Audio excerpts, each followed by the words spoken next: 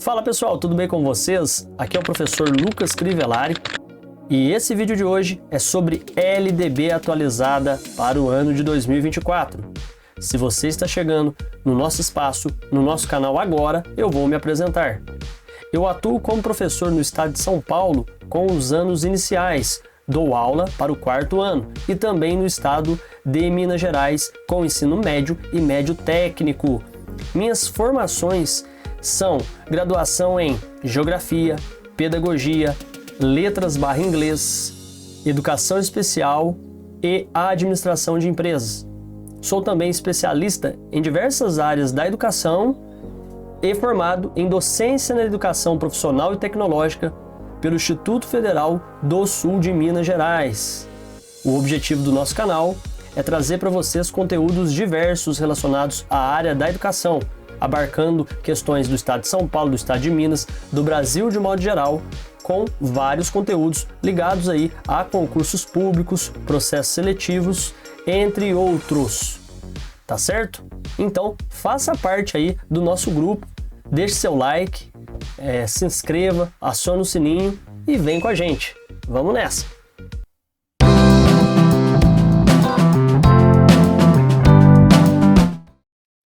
Pessoal, nessa primeira parte do nosso estudo, nós vamos abarcar do artigo 1 ao 19. O artigo 20, ele foi revogado, tá? Então, nessa primeira parte, vamos estudar os capítulos que abarcam do artigo 1º ao artigo 19. E no próximo vídeo da sequência, você vai poder acompanhar aí do artigo 21 para frente, porque como eu disse, o artigo 20, tá? Porque vai ter gente que vai perguntar, o artigo 20, ele foi revogado, tá certo? Então vamos lá. Se você tiver interesse em adquirir o nosso e-book, é esse aqui que você está vendo na tela, e ele é o material que vai ser utilizado também para os nossos vídeos. A intenção do canal é sempre conteúdo gratuito. O e-book é para você que quer ter ele aí na sua casa, você que quer imprimir, quer estudar, quer ler também em momentos onde você não vai estar assistindo ao vídeo, enfim, tá? Se você tiver interesse, aí aqui tem o sumário, depois tem a apresentação. Lá no final do e-book também, você vai encontrar 10 super dicas aí, ó, para ajudar você a se preparar e ser aprovado em concurso público. Também temos um simulado, tá? Com 10 questões aí no final desse e-book. Então, se você tiver intenção de adquiri-lo, é só clicar no link da descrição aqui desse vídeo que você consegue ter acesso ao mesmo pela Hotmart, tá? O preço é bem barato, é mais para colaborar com o canal aqui mesmo. Então vamos lá começar os nossos estudos da LDB atualizada para 2024. Da educação, artigo 1º. Então vamos lá, ó. A educação abrange os processos formativos que se desenvolvem na vida familiar, na convivência humana, no trabalho, nas instituições de ensino e pesquisa, nos movimentos sociais e organizações da sociedade civil e nas manifestações culturais. Parágrafo 1º. Essa lei disciplina a educação escolar, que se desenvolve predominantemente por meio do ensino em instituições próprias. Parágrafo 2º. A educação escolar deverá vincular-se ao mundo do trabalho e à prática social. Pessoal, essa menção aqui no parágrafo 2º do artigo 1º, né, sobre a vinculação da educação ao mundo do trabalho e à prática social, é uma colocação corriqueira sempre cobrada ali em provas de concursos públicos, tá bom? Então, sempre ficar de olho, atento ao que fala aqui no parágrafo 2º do artigo 1º da LDB, tá? A educação sempre linkada ali com o mundo do trabalho e também com a prática social, com a convivência ali em sociedade. Eu trouxe uma análise redigida aqui, ó, que fala o seguinte: essa parte da lei esclarece que a educação não se limita apenas às escolas, mas engloba todos os processos de aprendizado que ocorrem na vida familiar, no convívio social, no trabalho, em instituições educacionais, movimentos sociais e culturais. No entanto, a lei foca principalmente na educação escolar, que ocorre principalmente por meio do ensino em instituições específicas. Além disso, destaca a importância de conectar a educação escolar com o mundo do trabalho e a prática social, como eu fiz um destaque ali importante na hora da leitura do artigo. Então vamos lá para o título 2 agora, que vai falar aí, ó, dos princípios e fins da educação nacional. Vamos lá ver o que trata aqui o artigo 2º. A educação, dever da família e do Estado, inspirada nos princípios de liberdade e nos ideais de solidariedade humana, tem por finalidade o pleno desenvolvimento do educando, seu preparo para o exercício da cidadania e sua qualificação para o trabalho. Mais uma vez, esse link entre educação e exercício da cidadania e também trabalho, mundo do trabalho, qualificação para o trabalho. Então, vocês podem notar que tem sempre essa ligação da educação com o aprender a conviver em sociedade, juntamente com a qualificação para o trabalho, tá certo? Aqui também é importante destacar que o dever da família e o dever do Estado é garantir aí a educação, tá? Para as crianças, para os adolescentes, até porque de 4 a 17 anos é obrigatório que toda criança e adolescente esteja dentro da escola, tá? A educação é obrigatória dos 4 aos 17 anos de idade. E o dever de garantir isso é da família, do Estado, da sociedade de modo geral, tá certo? Então vamos lá ver o que fala aqui no artigo 3º da LDB. O ensino será ministrado com base nos seguintes princípios. Olha, pessoal, fiquem atentos também quando aparecerem esses incisos aí, tá? Dentro dos artigos. O pessoal das bancas gostam muito aí de artigos com incisos, tá? Para usarem ali como opções de resposta para questões específicas, né? Eles gostam de alterar uma palavrinha ou outra ali para levar o candidato ao erro, então fica bem atento aí a essas questões que têm incisos também. Então vamos lá. Repetindo, né? O ensino será ministrado com base nos seguintes princípios. 1. Igualdade de condições para o acesso e permanência na escola. 2. Liberdade de aprender, ensinar, pesquisar e divulgar a cultura, o pensamento, a arte e o saber. 3. Pluralismo de ideias e de concepções pedagógicas. 4. Respeito à liberdade e apreço à tolerância. 5. Coexistência de instituições públicas e privadas de ensino. 6. Gratuidade do ensino público em estabelecimentos oficiais. 7. Valorização do profissional da educação escolar. 8. Gestão democrática do ensino público na forma desta lei e da legislação dos respectivos estados e municípios e do Distrito Federal. Tanto que isso aqui, pessoal, foi colocado, né, foi alterado, tá? Não digo nem tanto, né? Eu quero destacar que isso aqui foi alterado agora em 2023, ó. Vocês podem notar que isso aqui, ó, é uma redação dada pela Lei 14.664. Acho que eu não vou lá na lei agora não, só vou destacar aqui para vocês, ó. A Lei 14.664 de 2023, tá? Então teve essa alteração recente aí na LDB, tá ok? Que trouxe essa nova definição aqui para o inciso 8. Né, gestão democrática do ensino público na forma desta lei e da legislação dos respectivos estados e municípios e do Distrito Federal, tá certo?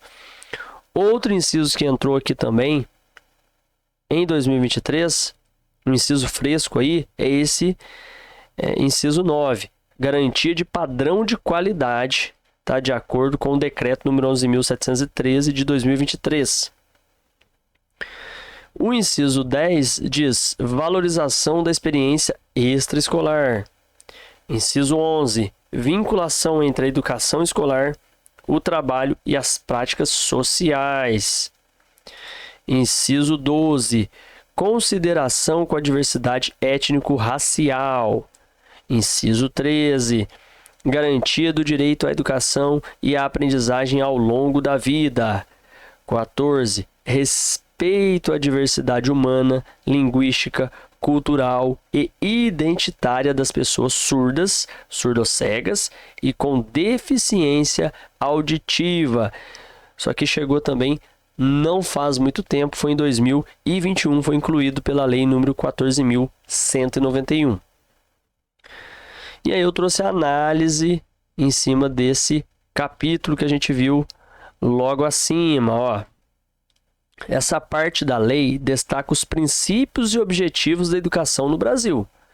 De acordo com o artigo 2º, a educação é um dever da família e do Estado, e seu propósito é promover o pleno desenvolvimento dos educandos, preparando-os para a cidadania e para o mercado de trabalho.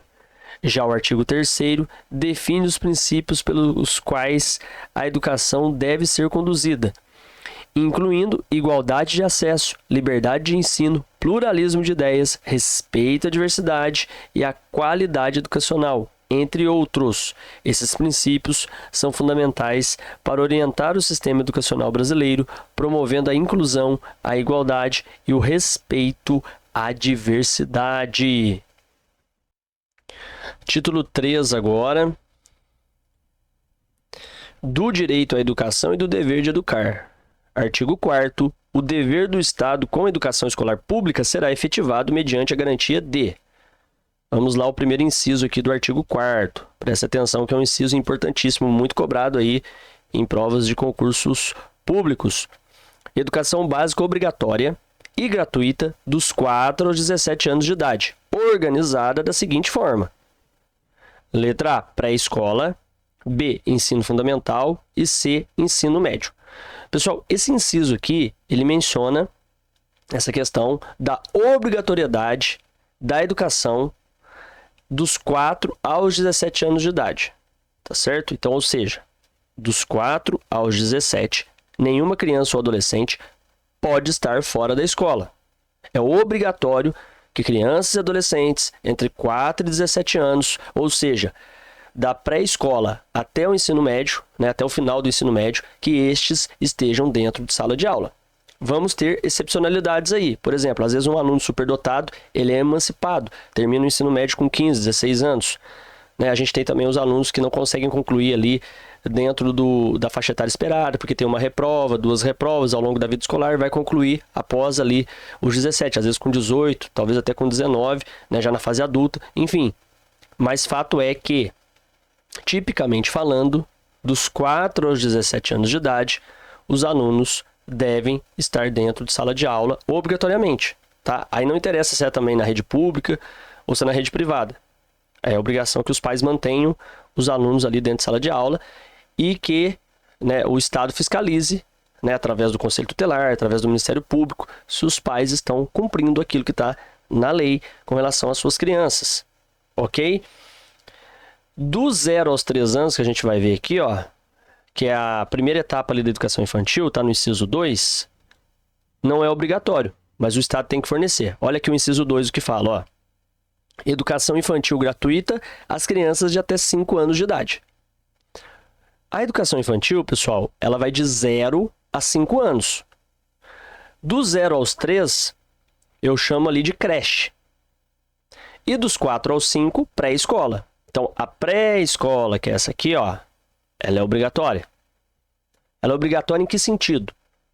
O pai, a mãe, o responsável tem que zelar para que a criança esteja dentro da escola, nessa faixa etária, dos 4 aos 5, para a escola. Se não estiverem fazendo isso, o Ministério Público tem que observar, o Conselho Tutelar principalmente, né? Principalmente o Conselho, a primeira instância ali de fiscalização é o Conselho, né? Eu posso dizer, na verdade, que a primeira instância vai ser mesmo a escola, né? Que vai informar o Conselho se essa criança está frequentando, né? Porque às vezes ela pode estar faltando muito já ali na pré-escola. Mas caso a criança não esteja nem não tenha sido nem matriculada, aí cabe ao conselho olhar isso e fazer, né, valer ali o direito da criança para que ela seja matriculada nessa faixa etária aí de 4 a 5 anos que compõe o período da pré-escola. Tá? Então, pré-escola é obrigatório, porque está na faixa dos 4 aos 5. Agora, a creche, que é a primeira etapa da educação infantil, do 0 aos 3 anos, não é obrigatória, mas o Estado tem obrigação, né, de oferecer.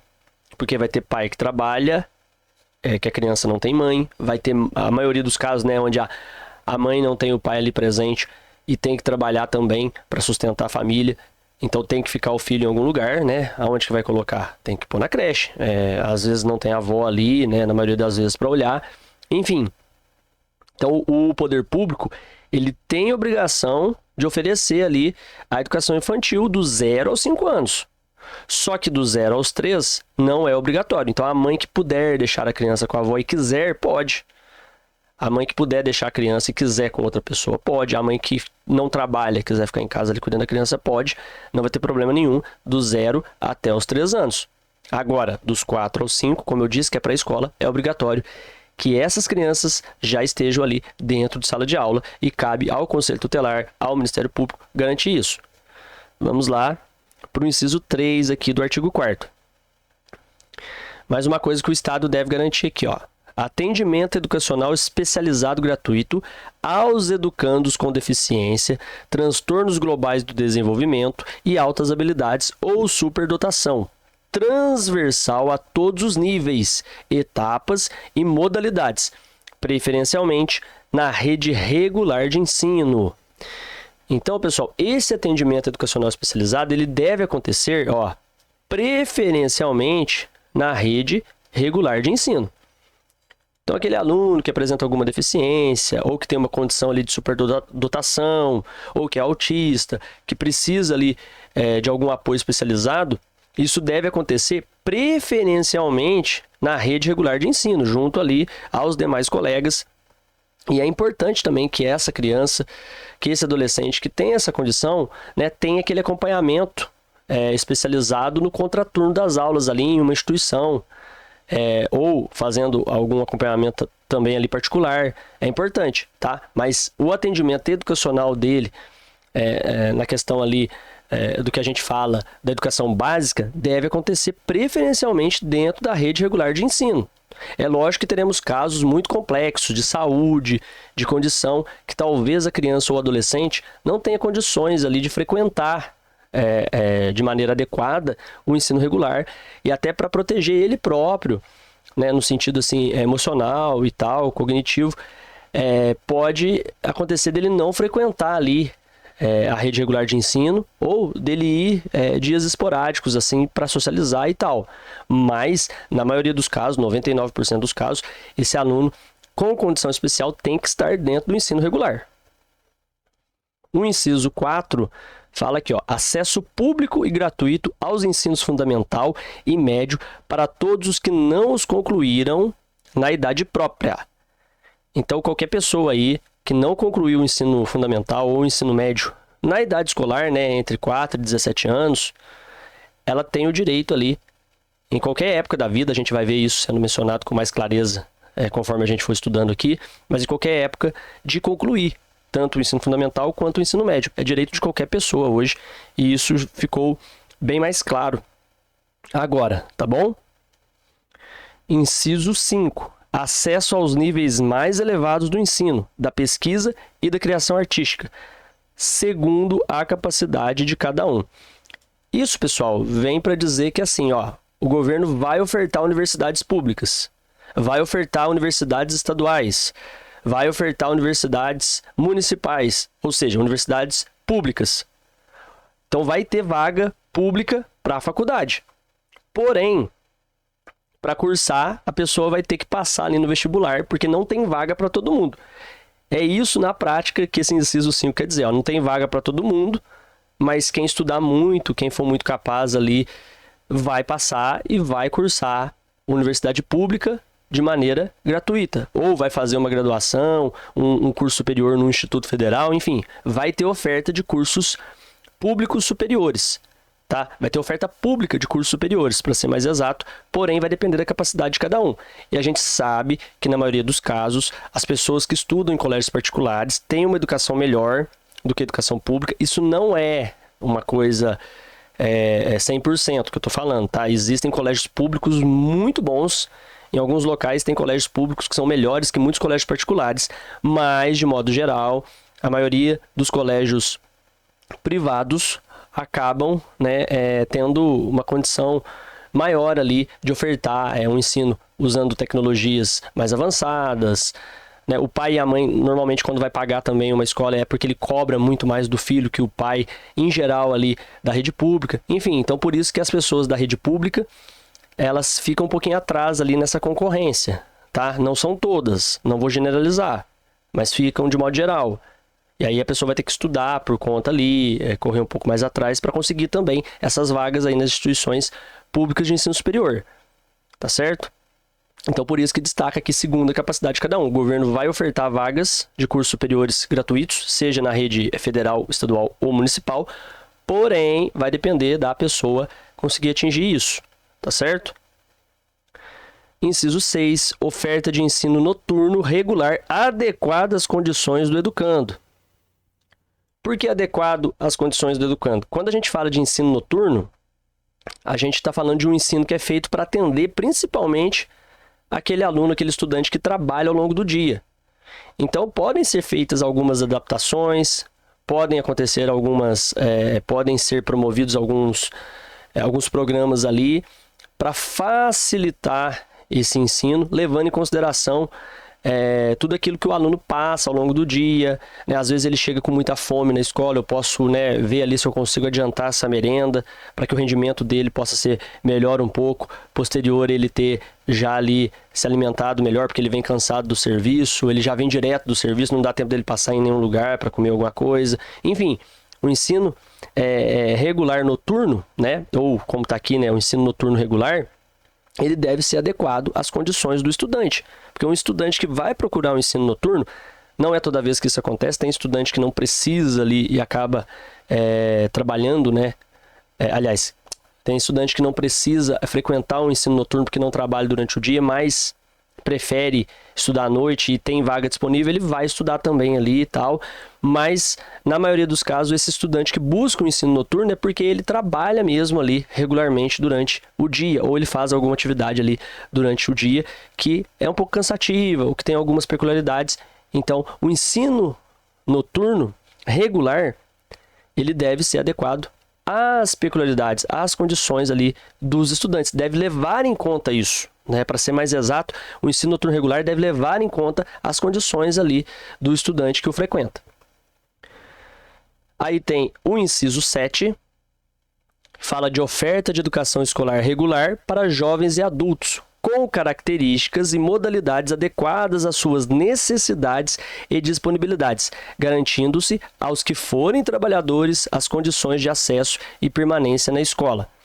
Então aqui, pessoal, está falando, né, da oferta de educação escolar regular para jovens e adultos, né, o que a gente chama de EJA, tá certo? Então, normalmente são pessoas que já passaram ali da faixa etária entre os 4 e 17 anos, obviamente que dos 4 não vão estar, né? Vamos colocar ali, né? Passaram da faixa etária ideal ali para o ensino médio, que seria 15, 16, 17, tá? Mas vão ali frequentar nesse ensino aí regular, nessa educação para jovens e adultos de maneira regular. E essa educação, ela deve ser adequada também às peculiaridades desse público. Ou seja, você pode ter disciplinas ali relacionadas, ou o professor mesmo, na hora, né, do ensino, relacionar as disciplinas, os conteúdos ao dia a dia desses estudantes, né, linkar o ensino com a característica dos empregos que esses estudantes exercem, né, linkar com as atividades que esses estudantes exercem ao longo do dia, ajudar com que seja integrado os conteúdos, que seja integrado o currículo, o ensino, às atividades que esses jovens e adultos exercem ali durante o período que estão trabalhando e depois vão para a escola. Então, fazer esse link, né? Então, é importante que isso aconteça para que seja bem mais proveitoso para eles, esse ensino, tá? Aproveitar toda essa experiência, né? Porque é um ensino ali para jovens e adultos, né? Que já passaram da faixa etária para concluir o ensino médio ali, ou até mesmo o ensino fundamental, quando a gente vai falar, né? No momento certo. Então agora vamos aproveitar a experiência que eles tiveram ali, né, nas suas vidas, né, através das atividades que exercem, para integrar isso com o ensino, tá certo? Então é isso que esse inciso aqui quer dizer, e também levar em consideração as necessidades e disponibilidades, né, deles, tá? Normalmente esse público também vai apresentar uma quantidade maior de pessoas que tem ali família para sustentar, que tem filhos ali, né, de modo amplo para sustentar, muitas vezes. Então tem que levar tudo isso em conta e tentar linkar o ensino a tudo isso para aproveitar já essa questão e fazer uma coisa ali integralizada. Inciso 8. Atendimento ao educando em todas as etapas da educação básica por meio de programas suplementares de material didático escolar, transporte, alimentação e assistência à saúde, tá? Quando a gente vê essa palavra suplementares, a gente entende que o governo tem que o Estado, né, que a prefeitura, que o Estado ali, falando de unidade federativa, que a própria federação, né, deve suplir, né? Suplir não, né? Quem fala suplir é o Cebolinha, né? Deve suprir, né, as necessidades, de material didático escolar, transporte, alimentação e assistência à saúde. Ou seja, deve fornecer, tá? Não tem nada de complementar aqui. Tem que suprir mesmo. Em muitas provas de concurso, vocês vão notar que eles pegam, por exemplo, esse inciso aqui e trocam a palavrinha suplementares por complementares, levando o candidato ao erro, tá? O Estado não deve complementar, ele deve suprir. E o que ele deve suprir? Material didático escolar para todos os alunos, transporte para todos os alunos, alimentação e assistência à saúde, ok? De um tempo para cá, o Estado suprir tudo isso tem tido um avanço, tá? Por conta do Fundeb e outros programas e políticas aí. Mas a gente sabe que na prática isso ainda, né, não acontece em muitas localidades, tá? O material didático escolar em muitos lugares não se fornece, o que é obrigatório fornecer, porque tem que suprir. Transporte também em alguns lugares não acontece da maneira como deveria acontecer. A alimentação também muitas vezes falha. Mas uma coisa que eu vejo que é bem falha é essa questão da assistência à saúde. São muitos poucos locais que fornecem essa assistência à saúde do jeito que deveria fornecer, ou minimamente aos estudantes, tá?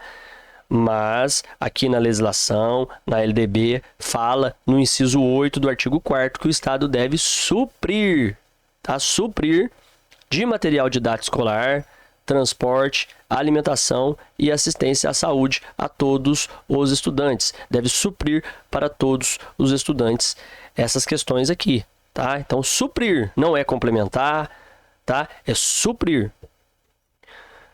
Inciso 9 aqui, Padrões mínimos de qualidade do ensino, definidos como a variedade e a quantidade mínimas por aluno de insumos indispensáveis ao desenvolvimento do processo de ensino-aprendizagem, adequados à idade e às necessidades específicas de cada estudante, inclusive mediante a provisão de mobiliário, equipamentos e materiais pedagógicos apropriados. Isso aqui foi trazido, né, em 2022. Tá? Esse inciso foi inserido aqui em 2022. A gente sabe que esses padrões mínimos de qualidade muitas vezes também não são respeitados. Salas superlotadas, lousas muito ruins, falta de material ali para o professor trabalhar. E quando a gente vai mais além, falando ali do mobiliário adaptado, né, falando de materiais adaptados, por exemplo, para os alunos especiais, isso vai ficando cada vez pior, tá? Muitas escolas não têm salas de recurso, muitas escolas não têm os materiais adaptados para o professor. Às vezes o professor tem que tirar do próprio bolso para suprir isso. Então é bem complexo, tá? Garantir esses padrões mínimos de qualidade, né? Não é complexo garantir, né? O governo tem condição de garantir. É complexo, é difícil a gente ver isso acontecer na prática, tá? Mas isso tá aqui na LDB, tá? Então tem que ser feito. Inciso 10. Vaga na escola pública de educação infantil ou de ensino fundamental mais próxima de sua residência a toda criança a partir do dia em que completar 4 anos de idade. Então, toda criança, a partir do dia que completar 4 anos de idade, tem direito aí, ó, a vaga na escola pública de educação infantil ou de ensino fundamental mais próxima à sua residência, tá? A partir do dia que completar 4 anos de idade, isso aí já é um direito dessa criança. Mais uma vez, vou repetir. A gente sabe que, infelizmente, na prática, isso muitas vezes não acontece. Inciso 11, alfabetização plena e capacitação gradual para a leitura ao longo da educação básica como requisitos indispensáveis para a efetivação dos direitos e objetivos de aprendizagem e para o desenvolvimento dos indivíduos. Também foi incluído isso aqui em 2022, ó, pela Lei número 14.407. Então, ó, fala aqui de alfabetização plena e capacitação gradual para a leitura ao longo da educação básica como requisitos indispensáveis para que seja efetivado, né, ali, né, os direitos e objetivos de aprendizagem para o desenvolvimento das crianças, dos adolescentes, tá certo? E as crianças estão cada vez com mais dificuldade em serem alfabetizadas, tá? Tem a influência ali da internet, né, dos smartphones, né, lacunas que foram obtidas aí no momento da Covid-19, a formação dos professores que precisa melhorar um pouquinho, tá? Tem muita faculdade boa aí, mas também tem muita faculdade, muito curso superior que deixa a desejar, ok? Para que isso venha a se efetivar, né? Essa alfabetização plena e capacitação gradual para a leitura ao longo da educação básica.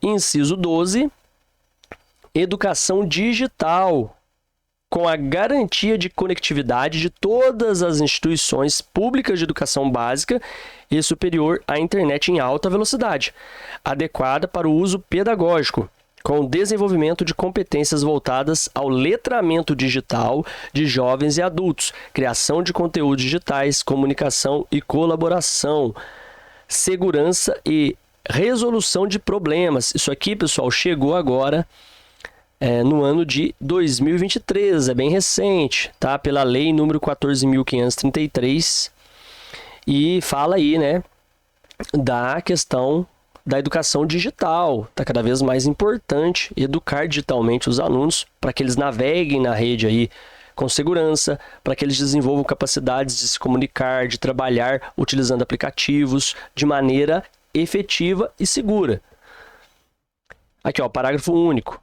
Para efeitos do disposto no inciso 12 do caput deste artigo, as relações entre o ensino e a aprendizagem digital deverão prever técnicas, ferramentas e recursos digitais que fortaleçam os papéis de docência e aprendizagem do professor e do aluno e que criem espaços coletivos de mútuo desenvolvimento. Tá certo? Então, a educação digital ela é importantíssima nos dias de hoje e ela precisa ser implementada aí nas escolas de maneira efetiva o mais rápido possível. Aí temos o artigo 4º-A, que fala o seguinte: é assegurado atendimento educacional durante o período de internação ao aluno da educação básica internado para tratamento de saúde em regime hospitalar ou domiciliar por tempo prolongado, conforme dispuser o poder público em regulamento na esfera de sua competência federativa. Isso veio em 2018.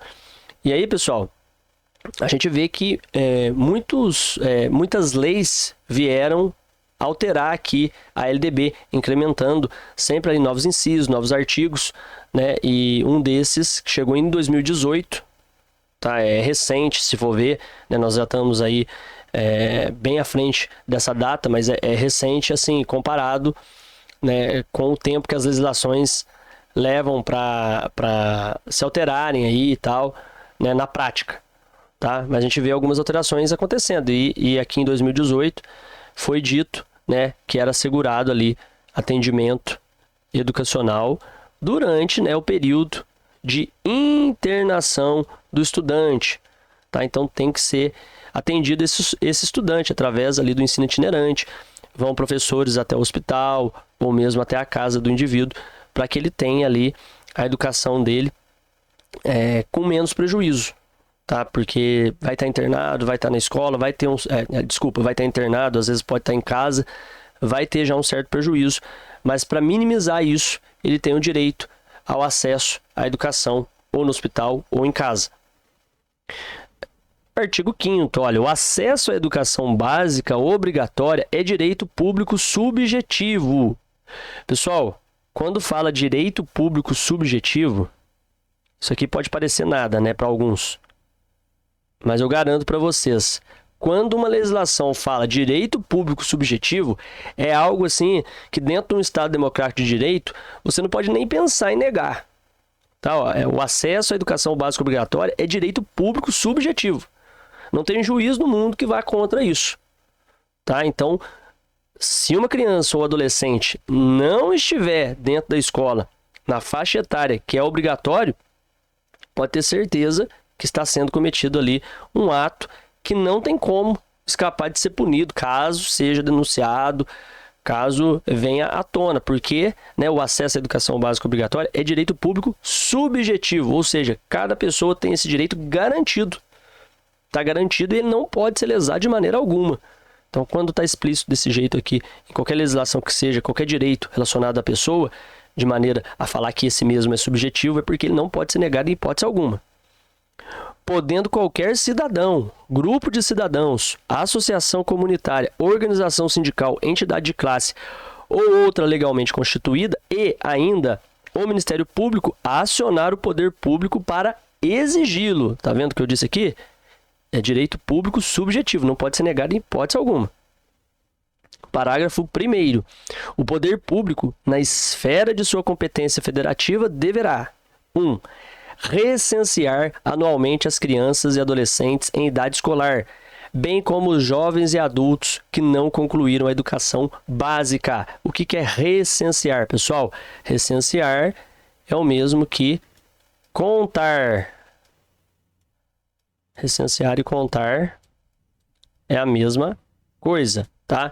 Então, o poder público deve contar anualmente as crianças e adolescentes em idade escolar, bem como os jovens e adultos que não concluíram a educação básica, para ter ideia de como está a situação. 2. Fazer-lhes a chamada pública, né? Deve convocar aí esses alunos. 3. Zelar junto aos pais ou responsáveis pela frequência à escola. Então, deve ser acompanhado ali se esse aluno está frequente, ok? Tem um número ali que a gente vai ver mais para frente, específico ali de frequência mínima, que deve ser garantida, tá ok? Então, quem que tem que observar isso? Né? Todos ali que são responsáveis pelos alunos, ok? Então, voltando aqui, né, ó, a gente está falando, né, ó, do poder público. Ok? Então, o poder público, voltando aqui no inciso 3, deve zelar junto aos pais ou responsáveis pela frequência à escola dos estudantes. Ok? 4. Divulgar a lista de espera por vagas nos estabelecimentos de educação básica de sua rede, inclusive creches, por ordem de colocação e, sempre que possível, por unidade escolar, bem como divulgar os critérios para a elaboração da lista. Pessoal, aqui fala, né, divulgar lista de espera por vagas nos estabelecimentos de educação básica de sua rede, inclusive creches, tá? Porque aí a creche não fica tão explícito a questão da vaga, então por isso alguns locais não tem vaga suficiente e o poder público vai ter que dar um jeito de fornecer essas vagas, mas enquanto ele não consegue, ele tem ali que, né, disponibilizar uma lista, né, para ir atendendo as pessoas sem passar ninguém na frente, tá? Mas tem que dar um jeito de resolver quando não tem vaga para todo mundo. E quando vai falar aqui de outros estabelecimentos, né, quando a gente vai pensar em outros estabelecimentos que estão dentro aí do atendimento dessa faixa etária de 4 a 17, aí não tem conversa de lista de espera, a não ser que o pai e a mãe estejam interessados numa escola X, numa escola Y, que está perto da casa deles e está mais próxima ali talvez, mas o filho não está frequentando naquele momento, porque quando foi buscar não tinha vaga, mas conseguiu vaga em outro lugar. Tá? Então, assim, a criança e o adolescente, eles não podem ficar fora da escola, não tem conversa. Mas, às vezes, eles não conseguiram vaga na unidade mais próxima da sua casa, então fica ali uma lista de espera. Tá ok? Isso aqui foi colocado agora também, recentemente, no ano de 2023. Parágrafo 2º. Em todas as esferas administrativas, o poder público assegurará, em primeiro lugar, o acesso ao ensino obrigatório, nos termos deste artigo, contemplando em seguida os demais níveis e modalidades de ensino, conforme as prioridades constitucionais e legais. Então, pessoal, quando a gente fala que em todas as esferas administrativas, a gente fala dos poderes, né? Municipal, estadual, federal, em qualquer das esferas, primeiro tem que se garantir aquilo que é obrigação, né? E aí a gente vai obrigação principal de cada esfera. Por exemplo, o município ele tem a obrigação ali de garantir o ensino em creches, né? A educação infantil, em creches e pré-escola, que é a educação infantil, ensino fundamental. Já o estado, né? O estado de Minas Gerais, de São Paulo, Rio de Janeiro, né, os estados, eles têm a obrigação de garantir ali, prioritariamente, o ensino médio. Tá? Então, eles têm que dar atenção para o ensino médio. Pode ter uma faculdade estadual? Pode existir uma instituição de ensino público ali, estadual, né, superior. Porém, primeiro, tem que se ter todo o ensino médio alcançado, abarcado. Tá certo? A faixa etária ali, que é a responsabilidade do estado. A mesma coisa vale para o município. Ele pode ter ali uma instituição de ensino superior? Pode, mas ele primeiro tem que dar conta, né? Ele pode ter ensino médio garantido ali pelo município? Pode, mas ele tem que primeiro dar conta do ensino infantil e do ensino fundamental, para depois ele tentar pensar em um outro tipo de ensino. Então isso vale para o município, para o estado e para a federação também, quando ela tiver que auxiliar ali, tá?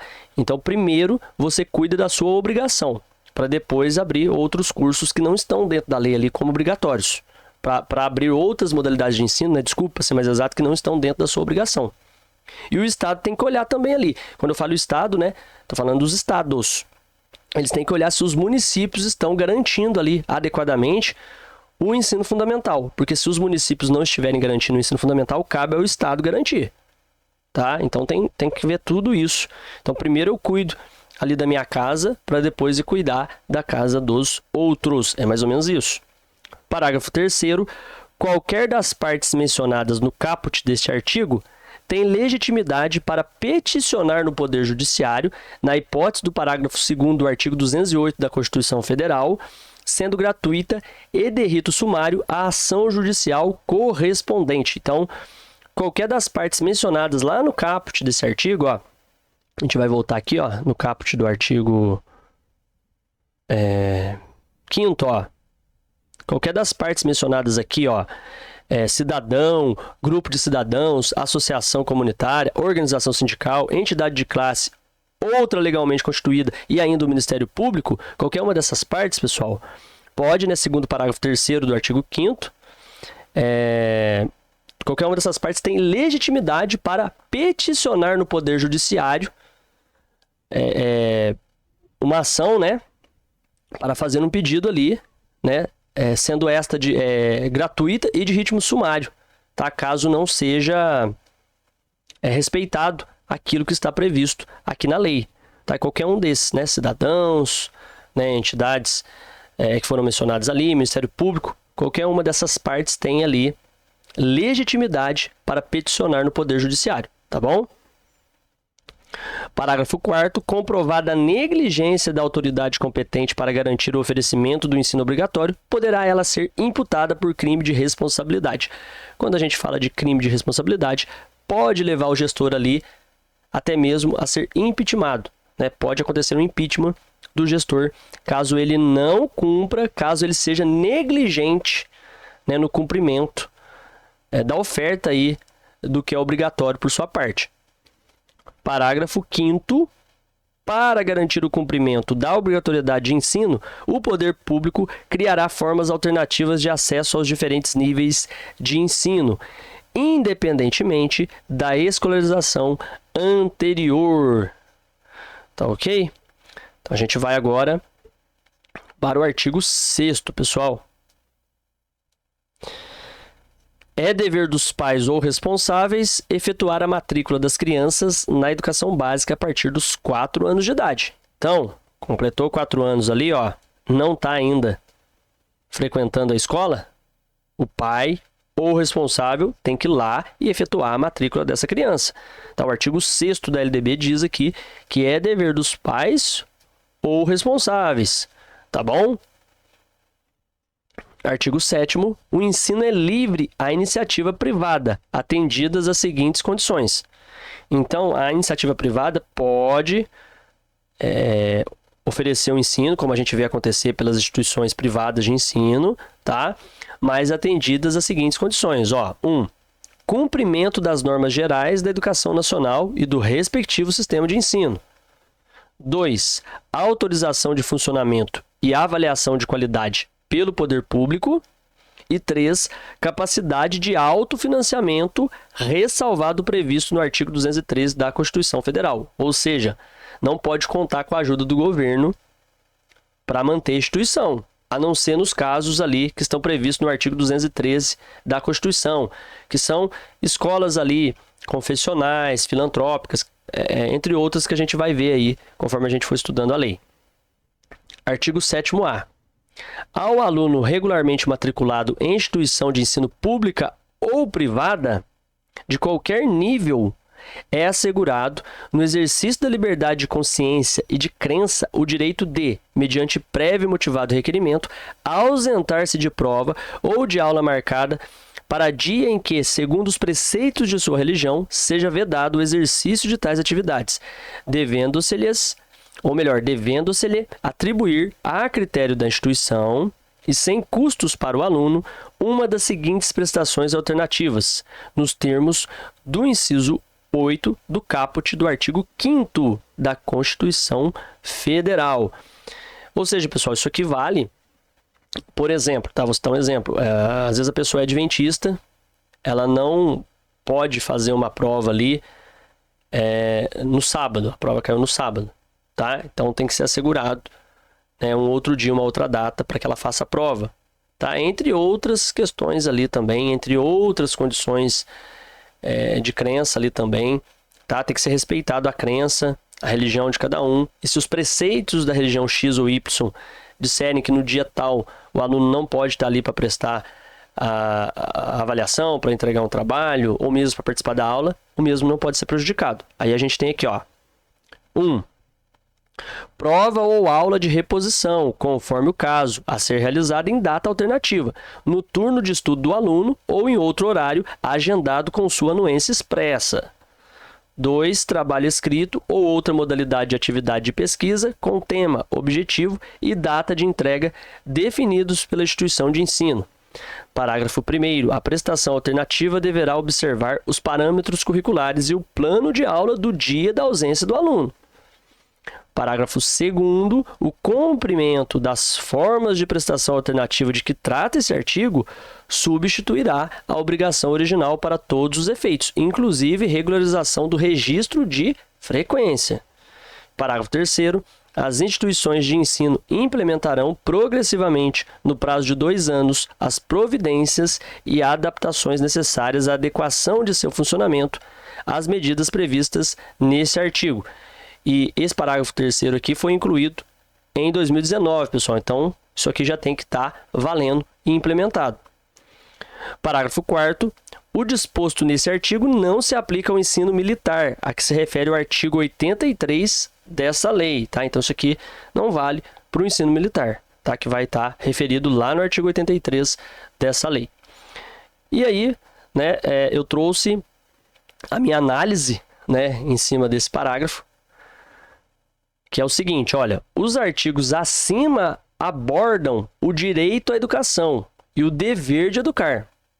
Eles estabelecem que o Estado tem a obrigação de oferecer educação escolar pública, gratuita e obrigatória, dos 4 aos 17 anos de idade, organizada em pré-escola, ensino fundamental e ensino médio, além de educação infantil gratuita até os 5 anos de idade.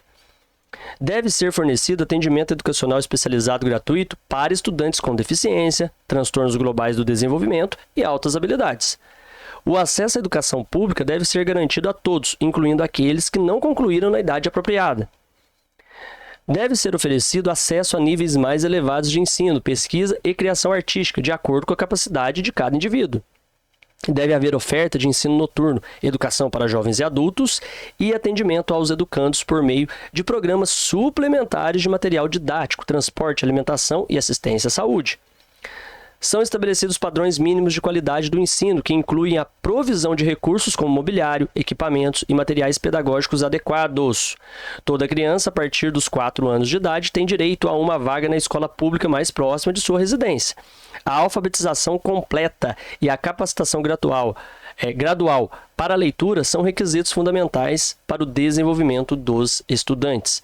É assegurada a educação digital, com conectividade de alta velocidade nas instituições de educação básica e superior, visando o letramento digital, criação de conteúdos digitais, comunicação, colaboração e resolução de problemas. Para garantir o acesso ao ensino obrigatório, o poder público deve criar formas alternativas de acesso, independentemente da escolarização anterior. Os pais ou responsáveis devem matricular crianças na educação básica a partir dos 4 anos de idade. O ensino privado é permitido, desde que cumpra as normas gerais da educação nacional, seja autorizado e avaliado pelo poder público e tenha capacidade de autofinanciamento, exceto em casos previstos na Constituição. Os alunos têm o direito de se ausentar de provas ou aulas em dias que contrariem suas crenças religiosas, com a opção de realizar provas de reposição ou atividades alternativas. Esses artigos resumem as obrigações do Estado e dos pais em relação à educação, garantindo o acesso, a qualidade e a diversidade no sistema educacional brasileiro. Título 4 da Organização da Educação Nacional, artigo 8º. A União, os Estados, o Distrito Federal e os municípios organizarão, em regime de colaboração, os respectivos sistemas de ensino. Então, a educação no Brasil, ela é colaborativa entre União, Estados e municípios. Parágrafo 1º. Caberá à União a coordenação da Política Nacional de Educação, articulando os diferentes níveis e sistemas e exercendo função normativa, redistributiva e supletiva em relação às demais instâncias educacionais. Então a gente pensa numa orquestra. Essa orquestra tem um maestro. No caso da educação, o maestro da orquestra é a União. Parágrafo 2º. Os sistemas de ensino terão liberdade de organização nos termos dessa lei. Então, a LDB ela propõe diversas possibilidades para que a organização da educação seja executada. E aí, os sistemas de ensino, sejam eles estaduais ou municipais, eles terão liberdade para se organizar ali, mas dentro daquilo que a legislação descreve. Não pode fugir daquilo. Artigo 9º. A União incumbir-se-á de. Então, aqui estão as obrigações principais aí da União. Vamos lá. Quanto à educação, obviamente. Elaborar o Plano Nacional de Educação em colaboração com os Estados, o Distrito Federal e os municípios. 2. Organizar, manter e desenvolver os órgãos e instituições oficiais do Sistema Federal de Ensino e ou dos territórios. 3. Prestar assistência técnica e financeira aos Estados, ao Distrito Federal e aos municípios para o desenvolvimento de seus sistemas de ensino e o atendimento prioritário à escolaridade obrigatória, exercendo sua função redistributiva e supletiva. Qual que é a escolaridade obrigatória, pessoal? Aquela que vai entre os 4 aos 17 anos de idade. É aquela etapa que vai da pré-escola até o final do ensino médio. Tá? Não esqueçam disso, a gente já viu. Inciso 4. Estabelecer, em colaboração com os estados, o Distrito Federal e os municípios, competências e diretrizes para a educação infantil, o ensino fundamental e o ensino médio, que nortearão os currículos e seus conteúdos mínimos, de modo a assegurar formação básica comum. Por isso que a gente teve aí, né, a chegada da BNCC, ok? Para, né, colocar isso de uma maneira bem clara para todo o sistema educacional do país, tá? Todo esse sistema integrado que a gente tem, né, do país. A BNCC veio para que os sistemas formados por municípios, estados, enfim, para que eles tivessem um norte ali, para que eles tivessem uma base nacional comum curricular. É claro que vai ter o espaço dentro dessa base para se abarcar as peculiaridades, as culturas de cada estado, de cada município. Inciso 4A. Estabelecer, em colaboração com os estados, o Distrito Federal e os municípios, diretrizes e procedimentos para identificação, cadastramento e atendimento na educação básica e na educação superior de alunos com altas habilidades ou superdotação. 5. Coletar, analisar e disseminar informações sobre educação. 6. Assegurar processo nacional de avaliação do rendimento escolar no ensino fundamental, médio e superior, em colaboração com os sistemas de ensino, objetivando a definição de prioridades e a melhoria da qualidade do ensino. 7. Baixar normas gerais sobre cursos de graduação e pós-graduação. 7A. Assegurar, em colaboração com os sistemas de ensino, processo nacional de avaliação das instituições e dos cursos de educação profissional, técnica e tecnológica. Inclusive, isso aqui chegou recentemente, no ano de 2023. Inciso 8. Assegurar processo nacional de avaliação das instituições de educação superior com a cooperação dos sistemas que tiverem responsabilidade sobre este nível de ensino. 9. Autorizar, reconhecer, credenciar, supervisionar e avaliar, respectivamente, os cursos das instituições de educação superior e os estabelecimentos do seu sistema de ensino. Parágrafo 1º. Na estrutura educacional, haverá um Conselho Nacional de Educação, com funções normativas e de supervisão e atividade permanente criado por lei. Como a gente vai ver, vai ter que ter um Conselho Estadual de Educação, um Conselho Municipal de Educação e, obviamente, tem também um Conselho Nacional de Educação. Parágrafo 2º. Para o cumprimento do disposto nos incisos 5 a 9, a União terá acesso a todos os dados e informações necessários de todos os estabelecimentos e órgãos educacionais. Parágrafo 3º. As atribuições constantes do inciso 9 poderão ser delegadas aos estados e ao Distrito Federal, desde que mantenham instituições de educação superior. Artigo 10. Agora a gente vai ver as obrigações dos estados. Vamos lá. Os estados incumbir-se-ão de: número 1. Organizar, manter e desenvolver os órgãos e instituições oficiais dos seus sistemas de ensino. 2. Definir com os municípios formas de colaboração na oferta do ensino fundamental, as quais deve assegurar a distribuição proporcional das responsabilidades, de acordo com a população a ser atendida e os recursos financeiros disponíveis em cada uma dessas esferas do poder público. 3. Elaborar e executar políticas e planos educacionais em consonância com as diretrizes e planos nacionais de educação, integrando e coordenando as suas ações e as dos seus municípios. Inciso 4. Autorizar, reconhecer, credenciar, supervisionar e avaliar, respectivamente, os cursos das instituições de educação superior e os estabelecimentos do seu sistema de ensino. 5. Baixar normas complementares para o seu sistema de ensino. 6. Assegurar o ensino fundamental e oferecer com prioridade o ensino médio a todos que o demandarem, respeitado o disposto no artigo 38 dessa lei. Então a gente vê que as prioridades do Estado quanto à educação se baseiam em assegurar o ensino fundamental e oferecer com prioridade um ensino médio, tá certo?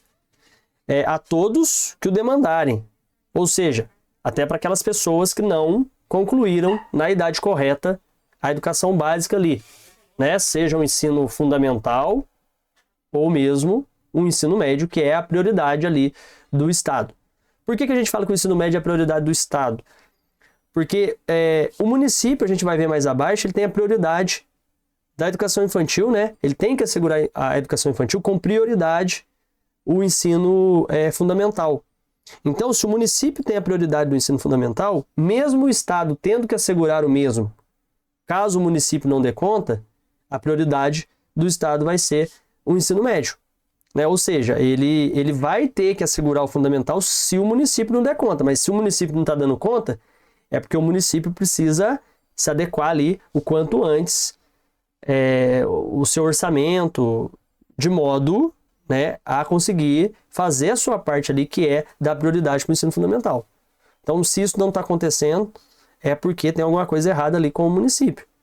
Tá? A gente sabe que em várias partes aí do Brasil, os municípios acabam não dando conta de assegurar com prioridade esse ensino fundamental porque falta recurso, tá? Mas existem municípios que isso não acontece porque o dinheiro local ali está mal administrado. A gente vai ver isso na hora que chegar nos municípios. Vamos lá agora para o inciso 7 aqui desse artigo. Assumir o transporte escolar dos alunos da rede estadual, que também é uma obrigação ali do Estado. 8. Instituir na forma da lei de que trata o artigo 14, conselhos escolares e fóruns dos conselhos escolares. E parágrafo único, ao Distrito Federal aplicar-se-ão as competências referentes, tanto a estados quanto aos municípios. O Distrito Federal, ele tem características de município e de estado ao mesmo tempo, tá certo? Então, por isso que vai aplicar-se, né, as competências referentes tanto ao que diz respeito a estados quanto a municípios. Artigo 11. Agora a gente vai falar dos municípios, né? Então, os municípios incumbir-se-ão de 1. Organizar, manter e desenvolver os órgãos e instituições oficiais dos seus sistemas de ensino, integrando-os às políticas e planos educacionais da União e dos Estados. 2. Exercer ação redistributiva em relação às suas escolas. 3. Baixar normas complementares para o seu sistema de ensino. 4. Autorizar, credenciar e supervisionar os estabelecimentos do seu sistema de ensino. 5. Oferecer a educação infantil em creches e pré-escolas e com prioridade o ensino fundamental, como a gente já falou mais acima. Permitida a atuação em outros níveis de ensino somente quando estiverem atendidas plenamente as necessidades de sua área de competência e com recursos acima dos percentuais mínimos vinculados pela Constituição Federal à manutenção e desenvolvimento do ensino. Inciso 6. Assumir o transporte escolar dos alunos da rede municipal. Inciso 7. Instituir na forma da lei de que trata o artigo 14, conselhos escolares e fóruns dos conselhos escolares. Parágrafo único. Os municípios poderão optar ainda por se integrar ao sistema estadual de ensino ou compor com ele um sistema único de educação básica. Então, os municípios têm essa opção de se integrarem ali ao Estado e comporem a rede estadual de ensino do mesmo ali, de maneira conjunta, claro, abarcando as suas responsabilidades ali locais. Artigo 12. Os estabelecimentos de ensino, respeitadas as normas comuns e as do seu sistema de ensino, terão a incumbência de: número 1, elaborar e executar sua proposta pedagógica, né, o seu PPP, seu projeto político pedagógico. 2, administrar seu pessoal e seus recursos materiais e financeiros. 3. Assegurar o cumprimento dos dias letivos e horas aula estabelecidas. 4. Velar pelo cumprimento do plano de trabalho de cada docente. 5. Prover meios para a recuperação dos alunos de menor rendimento. 6. Articular-se com as famílias e a comunidade, criando processos de integração da sociedade com a escola. 7. Informar pai e mãe, conviventes ou não com seus filhos e, se for o caso, os responsáveis legais sobre a frequência e rendimento dos alunos, bem como sobre a execução da proposta pedagógica da escola. Inciso 8. Notificar ao Conselho Tutelar do município a relação dos alunos que apresentem quantidade de faltas acima de 30% do percentual permitido em lei. Não é acima de 50%, como era antes de 2019, tá, pessoal? Às vezes alguém está estudando ali com uma legislação meio ultrapassada e comenta aqui no canal, não, professor, o senhor está errado, é acima de 50%. Não, é acima de 30%, ok? Inciso 9. Promover medidas de conscientização, de prevenção e de combate a todos os tipos de violência, especialmente a intimidação sistemática, que a gente conhece como bullying, no âmbito das escolas. E vocês podem ver que eu relacionei esse inciso 9 com o inciso 10. Estabelecer ações destinadas a promover a cultura de paz nas escolas. E para que a gente consiga promover essa cultura de paz nas escolas, dependemos da própria instituição, da comunidade, dos alunos, da sociedade de modo geral. Tá bom? Inciso 11. Promover ambiente escolar seguro, adotando estratégias de prevenção e enfrentamento ao uso ou dependência de drogas. E droga é um caso muito sério. A droga, desde cedo, já coloca aí tanto crianças quanto adolescentes no mundo do crime. E ela realmente tem que ser combatida com firmeza nas nossas escolas, nos portões das nossas escolas. Tá ok? Inciso 12. Instituir, na forma da lei de que trata o artigo 14, os conselhos escolares. Isso aqui também veio no ano de 2023, é recente. Artigo 13. Os docentes incumbir-se-ão de. Agora aqui a gente vai falar das obrigações dos professores.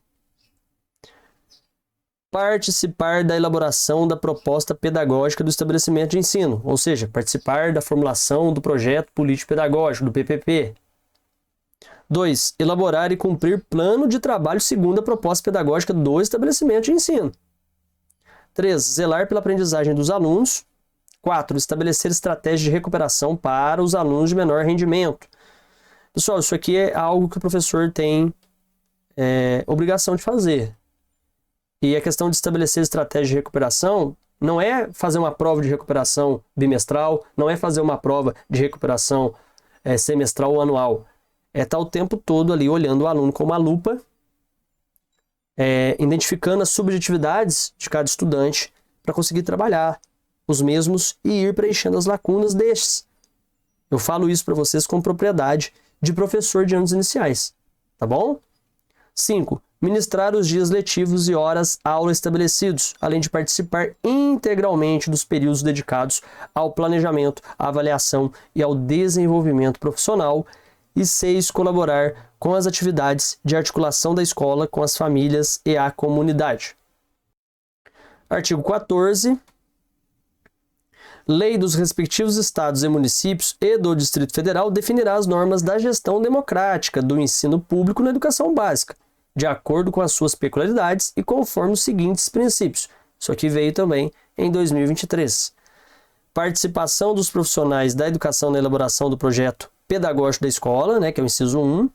2. Participação das comunidades escolar e local em conselhos escolares e em fóruns dos conselhos escolares ou equivalentes. Parágrafo 1º. O conselho escolar, órgão deliberativo, será composto do diretor da escola, membro nato, e de representantes das comunidades escolar e local, eleitos por seus pares nas seguintes categorias. 1. Professores, orientadores educacionais, supervisores e administradores escolares. 2. Demais servidores públicos que exerçam atividades administrativas na escola. 3. Estudantes. 4. Pais ou responsáveis. E 5. Membros da comunidade local. Parágrafo 2º. O Fórum dos Conselhos Escolares é um colegiado de caráter deliberativo que tem como finalidades o fortalecimento dos conselhos escolares de sua circunscrição e a efetivação do processo democrático nas unidades educacionais e nas diferentes instâncias decisórias, com vistas a melhorar a qualidade da educação norteado pelos seguintes princípios. 1. Democratização da gestão, ou seja, essa gestão tem que ter a participação de todos. 2. Democratização do acesso e permanência, né? Os alunos têm que ter esse direito efetivado ali de acesso à escola, de permanência também na escola, nem que o governo tenha que interferir para isso, economicamente falando, e de outros modos a suprir o que estiver faltando para que esse aluno não esteja ali dentro da escola de maneira permanente. 3. Qualidade social da educação. E o parágrafo 3º fala que o Fórum dos Conselhos Escolares será composto de 1. Isso aqui também vem de 2023, tá? 2 representantes do órgão responsável pelo sistema de ensino. 2 representantes de cada conselho escolar da circunscrição de atuação do Fórum dos Conselhos Escolares. O artigo 15 fala que os sistemas de ensino assegurarão às unidades escolares públicas de educação básica que os integram progressivos graus de autonomia pedagógica e administrativa e de gestão financeira, observadas as normas gerais de direito financeiro público. Artigo 16. O Sistema Federal de Ensino compreende 1. As instituições de ensino mantidas pela União. 2. As instituições de educação superior mantidas pela iniciativa privada. E 3. Os órgãos federais de educação. Artigo 17. Os sistemas de ensino dos estados e do Distrito Federal compreendem 1. As instituições de ensino mantidas respectivamente pelo Poder Público Estadual e pelo Distrito Federal. 2. As instituições de educação superior mantidas pelo Poder Público Municipal. 3. As instituições de ensino fundamental e médio criadas e mantidas pela iniciativa privada. 4. Os órgãos de educação estaduais e do Distrito Federal, respectivamente. Parágrafo único. No Distrito Federal, as instituições de educação infantil criadas e mantidas pela iniciativa privada integram seu sistema de ensino. Artigo 18. Os sistemas municipais de ensino compreendem 1. As instituições do ensino fundamental, médio e de educação infantil mantidas pelo Poder Público Municipal. 2. As instituições de educação infantil criadas e mantidas pela iniciativa privada. E 3. Os órgãos municipais de educação. E artigo 19. As instituições de ensino dos diferentes níveis classificam-se nas seguintes categorias administrativas. Número 1. Ou melhor, inciso 1. Públicas, assim entendidas as criadas ou incorporadas, mantidas e administradas pelo poder público. 2. Privadas, assim entendidas as mantidas e administradas por pessoas físicas ou jurídicas de direito privado. E 3. Comunitárias na forma da lei. Parágrafo 1º. As instituições de ensino a que se refere os incisos 2 e 3 do caput desse artigo podem qualificar-se como confessionais, atendidas a orientação confessional e a ideologia específicas. E parágrafo 2º, as instituições de ensino a que se refere os incisos 2 e 3 do caput desse artigo podem ser certificadas como filantrópicas na forma da lei. Essas instituições filantrópicas, elas não são criadas ali pelo poder público, mas muitas vezes elas fazem parceria com o poder público. E isso pode acontecer porque elas não têm objetivo de lucro. Tá bom? Então vamos aqui para minha análise em cima de todo esse capítulo que a gente viu. Então eu pus o seguinte, ó. Esta parte da LDB trata da organização da educação no Brasil e define as responsabilidades da União, dos estados, do Distrito Federal e dos municípios no sistema educacional. Eis uma síntese simplificada dos principais pontos. 1. Colaboração entre os entes federativos. União, Estados, Distrito Federal e municípios devem trabalhar juntos para organizar os sistemas de ensino. 2. Responsabilidades da União.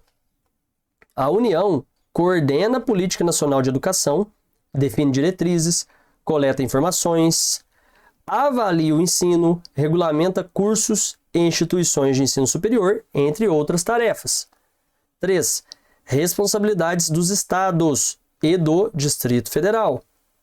Eles organizam seus sistemas de ensino, autorizam cursos de ensino superior, elaboram políticas educacionais e garantem o ensino fundamental e médio. 4. Responsabilidades dos municípios. Organizam e mantêm suas instituições de ensino, oferecem a educação infantil e o ensino fundamental prioritariamente e podem se integrar ao sistema estadual de ensino. 5. Papel das escolas. As escolas devem elaborar seus planos pedagógicos, administrar recursos, garantir a frequência dos alunos, criar estratégias para alunos com dificuldades, envolver a comunidade e informar sobre o desempenho dos alunos. 6. Função dos professores. Os professores participam na elaboração do projeto pedagógico, ministram aulas, adotam estratégias para alunos com dificuldades e colaboram com a escola e a comunidade. 7. Gestão democrática. A gestão das escolas deve ser democrática, envolvendo profissionais da educação, comunidade escolar e local. 8. Classificação das instituições de ensino. As instituições de ensino podem ser públicas, privadas, comunitárias, confessionais ou filantrópicas, de acordo com suas características.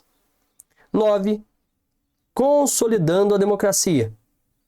A lei prevê a criação de conselhos escolares e fóruns dos conselhos escolares para promover a participação da comunidade na gestão das escolas. O título 4, que é esse que a gente viu acima, né, pessoal?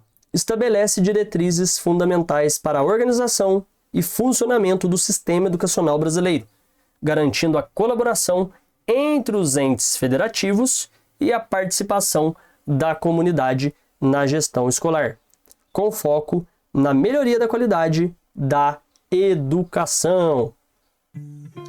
Então é isso, espero que vocês tenham gostado desse vídeo e aguardo vocês na próxima parte aqui do nosso estudo bem detalhado aí da LDB atualizada para o ano de 2024.